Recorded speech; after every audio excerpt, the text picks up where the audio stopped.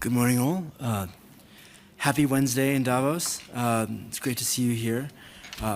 We have a brisk 30 minutes, so I'm going to keep my preamble brief. My name is Ishaan Tharoor. I'm a foreign affairs columnist at the Washington Post.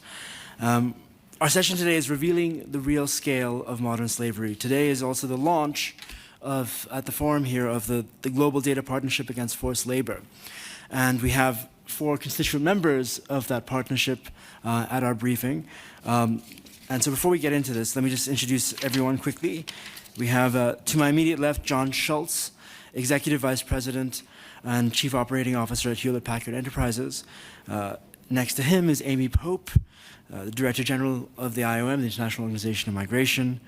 And then we have Brandon Daniels, Chief Executive Officer of Exeter USA, and Ashif Shaikh, who is the President of People's Courage International, and a very important organization doing incredible work in South Asia and Southeast Asia.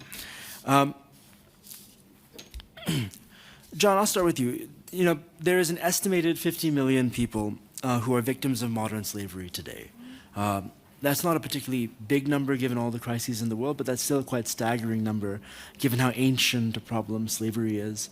And what it tells us is there's a whole ecosystem of people locked away in supply chains around the world, hidden away in various jurisdictions, who are existing in these conditions. And our capacity to find them, track them, understand how they got where they are, and then also trying to figure out how to get them out of there is quite complicated, given the ways they're tucked away and the data that we have.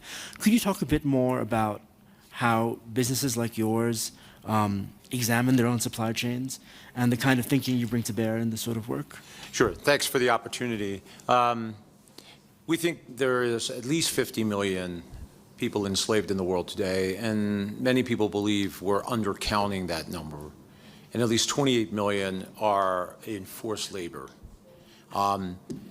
We believe that is the highest number of people enslaved in human history. And the problem is getting worse. So notwithstanding the fact that the UN Global Convention has set a target of 2030 to eradicate slavery in the world, we are losing the battle. Notwithstanding great efforts by lots of organizations, we are losing the war. And so something fundamentally needs to change. And that's true about government, that's true about NGOs, and certainly true about corporate America. This is an issue that got a fair amount of attention a number of years ago, whether it was in the garment business or in the fishing business.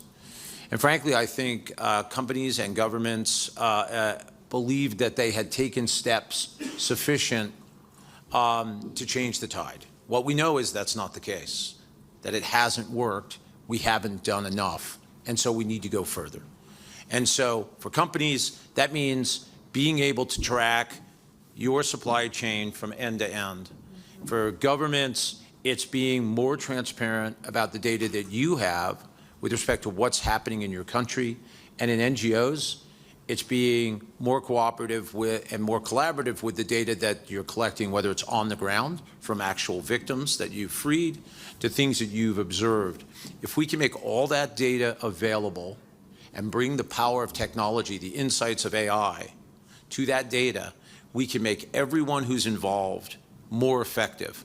Companies can be better at truly mapping end-to-end where their products are coming from. Governments can have a better understanding of exactly what's happening in their countries, and NGOs can have better insights to free the 50 million folks who are currently enslaved.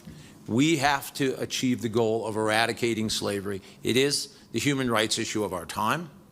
We believe that a data partnership and technology is a powerful tool in winning the battle. And so we're pleased to be partnering with the WEF to launch the Global Data Partnership in order to finally change the tide here and win the battle against human slavery. Amy, just to turn to you, John mentioned the kind of abundance of cross-sectoral data that exists out there. How is an institution like yours leveraging that data or or using it to identify various patterns as it is trafficking and migration? So let me start by saying that the reason we're here at the World Economic Forum is that we know that a UN organization or an NGO is just not going to be able to solve the problem. Sure. Ultimately, it is going to be the private sector, the end users of the product, the supply chain as a whole, who need to be pulled into driving solutions. And what we have seen is that for migrant workers, they're 3 times more likely to be trafficked than those who are domestic workers. For good reason, right? They have less awareness about how the systems work. They may be unfamiliar with the law. They may be in a situation of irregularity, and so be reluctant to report. So that's the first challenge that we're trying to solve. So one of the ways in which we have been working with partners is to aggregate and then analyze data, and then to get it down to the level of the source country. So, for example, Microsoft has been working with us to pull in all the information that we gather from border data that starts to create the trends and the patterns where the border officials who are working at the source country can start to identify when they see a pattern. But unless we actually fully understand the supply chain, I think we're going to fail. I mean, we've seen fantastic progress when it comes to putting in place laws against forced traffic or forced labor and trafficking in persons, especially in the destination countries. Right? Countries like the United States, countries across Europe, Australia have very strong laws, but that is not trickling all the way down to the place where the products are manufactured, where the supply chain begins. And so until we can get behind what is often a bit of a shadowy middleman and get to the place where the workers are actually producing or mining or farming the good, we're not going to be able to break the cycle. So that's where we need to build out the data. That's where there's promising avenues to explore using analytics and AI. If I can just, and this is a question for either you or John, I mean, when we talk about this 50 million number, are there particular geographies where we're sure about this number? I mean, what is the tableau that we're talking about in the world? Are there particular areas of the world where there are tens of millions that we know are in this condition? There are certainly areas of the world in which we see a higher number of folks enslaved, but I think the important thing to recognize is we see it everywhere. I'm on the board of a charity in the UK, and I have visited safe houses for survivors in the UK. So, you know, folks tend to think, A, slavery doesn't exist anymore, or B, it exists somewhere else, but it very much exists in, every country in the world. You know, very high-profile case a few months ago in which a gang had trafficked a number of workers into the UK. They were working in a McDonald's for a number of years, and they were being paid to a same bank account that was controlled by the gang, and they were essentially enslaved labor working at a McDonald's, outside of London, right? Incidents of forced labor in nail salons in the United States, right? So yes, there are countries in which we see a large number of folks, migrant workers in particular, but the key is that, it isn't just sex trafficking. We see forced labor in countries like the US and Germany and the UK and the like. And that's why it has to be everyone's problem. And that's why we have to look at everyone's supply chain, because that's what's ultimately going to make the difference. Amy, you obviously are more familiar than any of us with what's happening on the ground. I mean, it's true that it is happening across places like North America and Europe. But what we're seeing, I was just in West Africa last week where I had the chance to meet with some young victims of trafficking who had come in from neighboring countries, from Niger, from Burkina Faso into Cote d'Ivoire, and they were working in the cocoa industry, right? So the government there had responded by creating a support system for the children once they'd been identified, but there's still quite a lot of informal sectors, especially around mining, palm oil production, cocoa, chocolate production, garments, and we're increasingly seeing trafficking in things like call centers, for example, in Myanmar along the border with China. So it's really hitting every industry. And the key issue here is that it's important and necessary to have the big economies committed to solutions, but that will not be sufficient. You really have to push this down. Brandon, we've touched a bit about sort of the volume of data that does exist, so the discrepancies and incoherences on the data sets, the lack of consistency given jurisdictions, given the opaqueness of the worlds in which many of these people are trapped. From where you sit, I mean, you're part of this global data partnership against forced labor. What are the technologies? What are the kinds of tactics and tools that we have now to fix this? Absolutely. And I think, first of all, I am so proud to be a part of the partnership, and I'm so glad and grateful to the WEF for prioritizing this launch this year. It has been a real existential threat across the globe.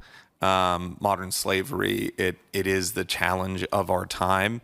And it's important that in a community like the WEF, we bring this to the forefront, and it's at the center stage of the issues that we're talking about. So I'm just so grateful to be a part of this. The second thing is, I mean, what Exeger does, what we do is we're the largest supply chain visibility and risk management technology company in the world. We are building data sets and developing artificial intelligence to give our customers visibility to their supply chains. Now, why are we doing that? Well, in some instances, it's to save cost. Right? So we have many customers like Oshkosh and Raytheon and others that look for opportunities to save cost in their supply chain.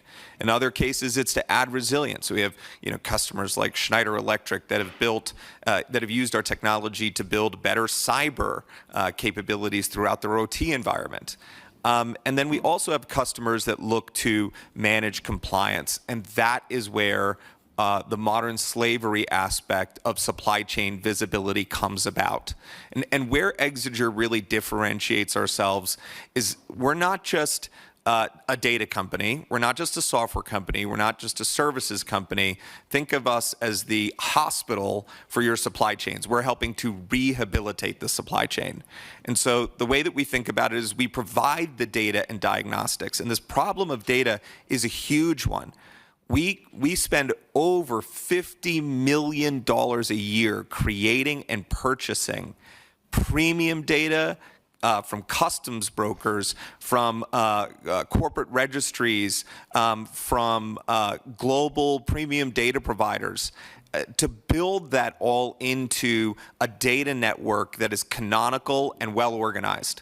The second thing is we put that into software so that you can actually interact with it and you can work with it, right? And so if you think about it, it's kind of like having the oximeter, and then the software is the doctor. But then you've had a heart attack, now you have to rehabilitate.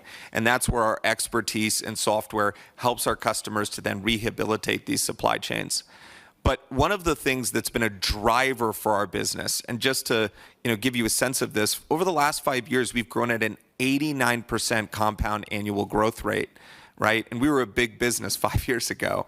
And a lot of that has been driven by compliance regulation in modern slavery. A lot of that has been driven by the demand for visibility across CSDDD, which is the new corporate sustainability directive in the EU. A lot of that is driven by the Uyghur Forced Labor Prevention Act. A lot of that is driven by the Canadian forced labor bans, the UK forced labor bans. People are trying to get visibility to their supply chains in order to be compliant, right?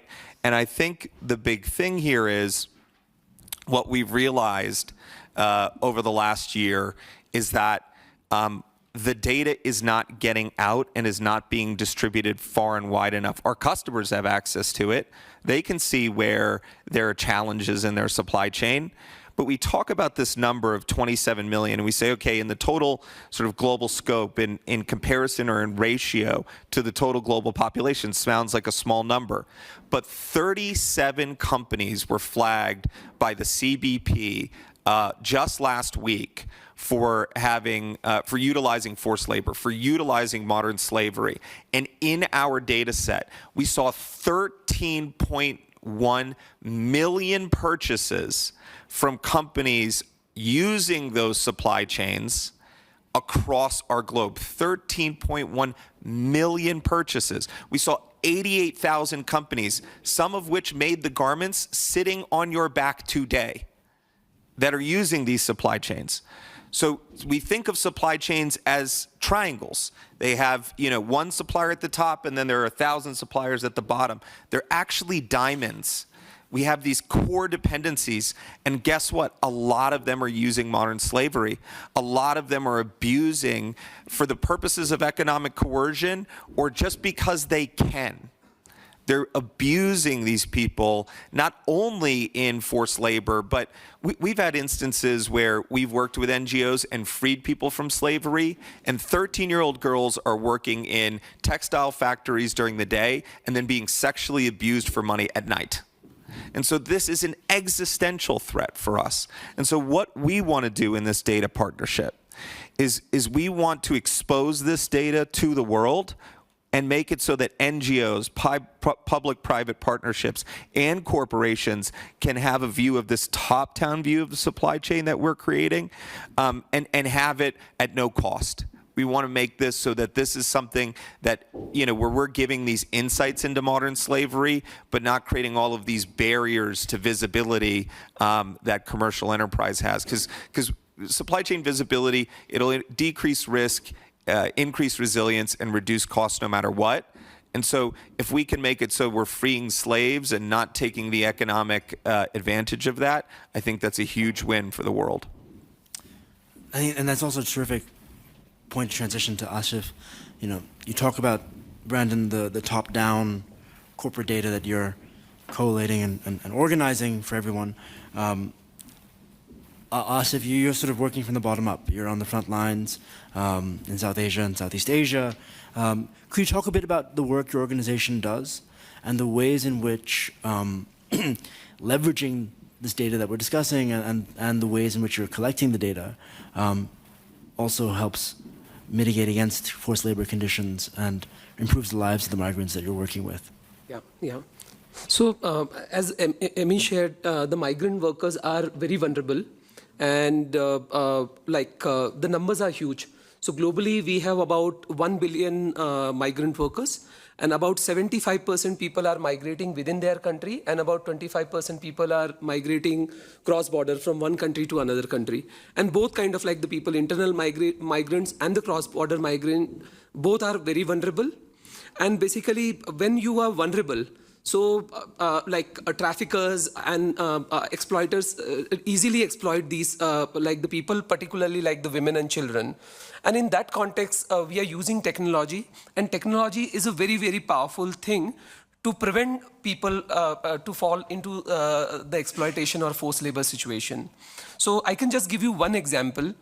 We are working in 5 countries across South Asia and Southeast Asia, and we identified thousands of benefits available for the poor people. Benefits related to the food security, benefits related to the health cover, accidental insurance, scholarship for their children, and maternity benefit. Different kind of like the benefits are available. And most of the time, the migrant community are not able to access these benefits. And we are using technology to facilitate these benefits to the community members, migrants, as well as their family members. So basically, in the last 3 years, we facilitated almost 8 million benefit for the migrant workers as well as their family members across 5 countries.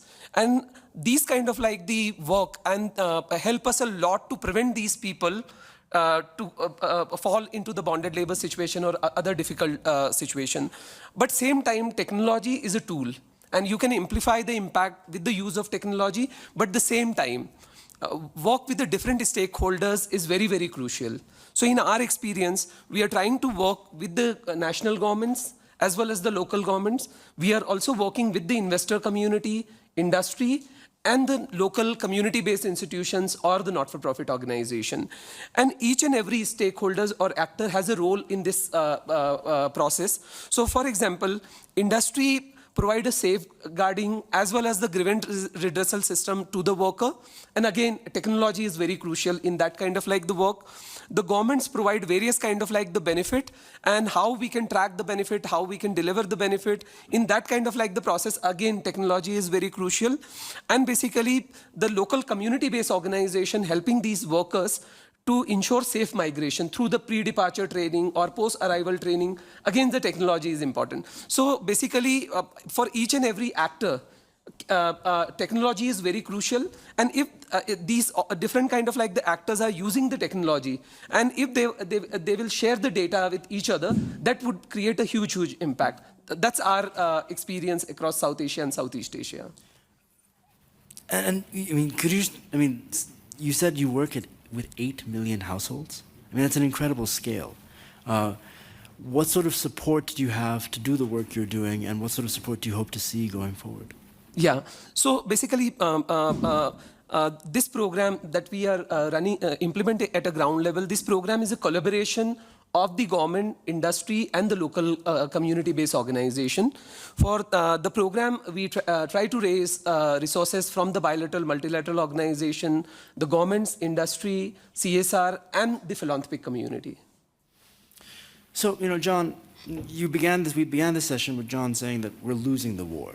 And that strikes me because given that there's plenty of national legislation out there, a lot of international organization efforts, and yes, the work that your organizations are doing in this global data partnership to wrap our heads around this. What are the reasons for losing this war? Is it because we are living in a world where vulnerabilities, the communities are getting more vulnerable?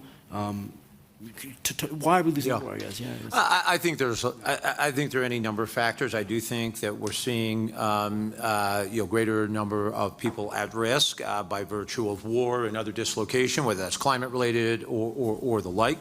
But I think we're losing the war first and foremost because we haven't actually prioritized winning the war.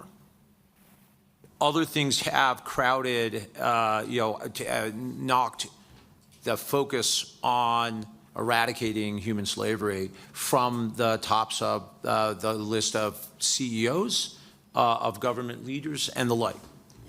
And so often in these types of issues, you see folks take that first step and they believe they've done enough. I've passed a law, but I'm not doing enough to enforce it to actually impact the community that's at risk.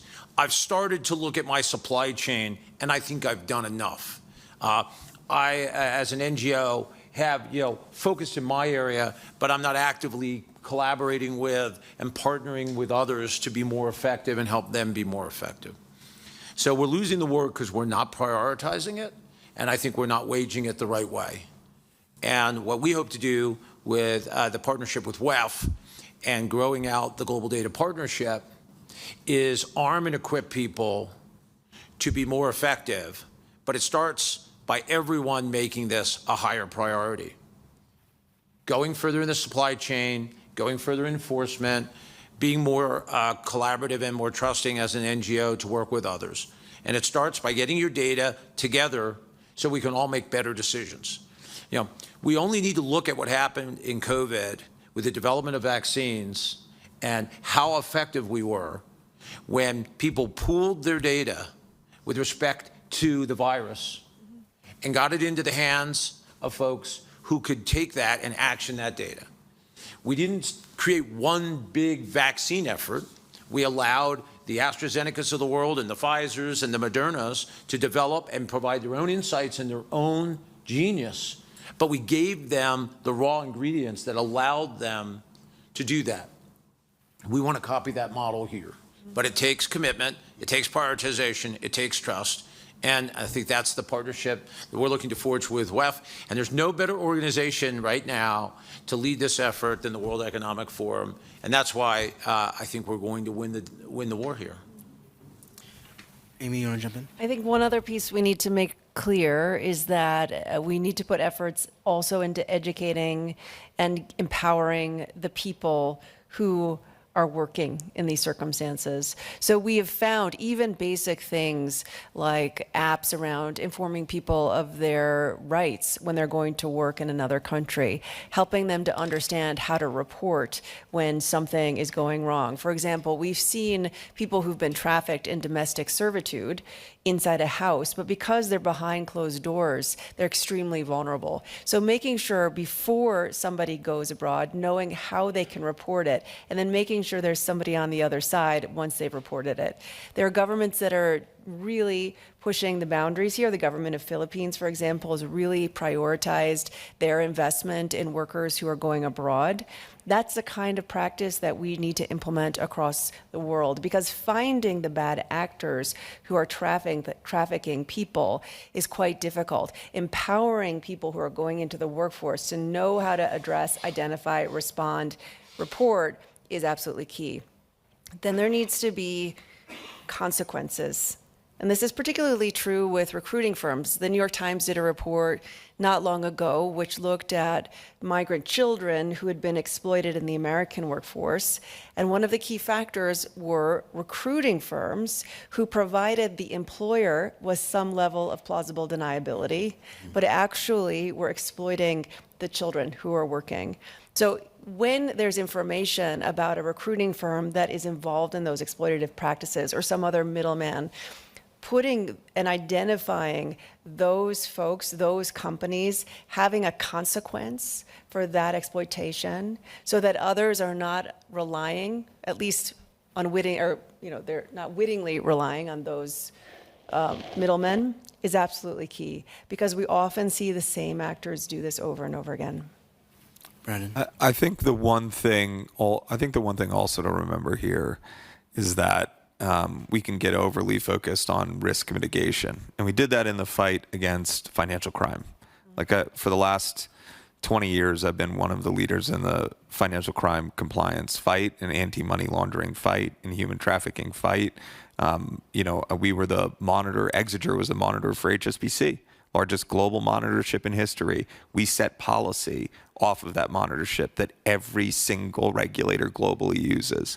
And one of the things that I regret is that we didn't think about the communities that were left unbanked.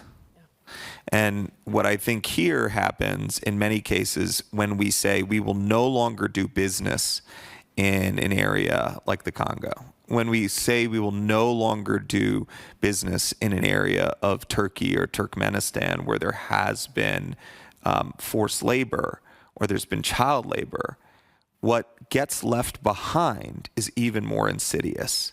It's more abusive because there aren't alternatives.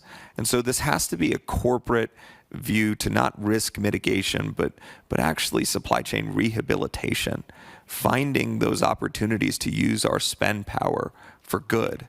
And the premium is not all that high. I mean, the difference in Vietnam between a living wage and some of these wages paid in forced labor, if there is any payment at all, I mean, it's minuscule on the product. It doesn't roll up to all that much. It's not an inflationary point. And so I think it's worth addressing as a community, as almost like we do in cyber, where the person attacked is the victim. Now, how can we strengthen them? How can we make this less of a burden?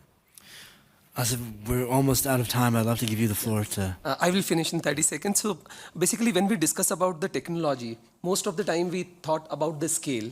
And when we involve in the business of technology and scale, community are missing.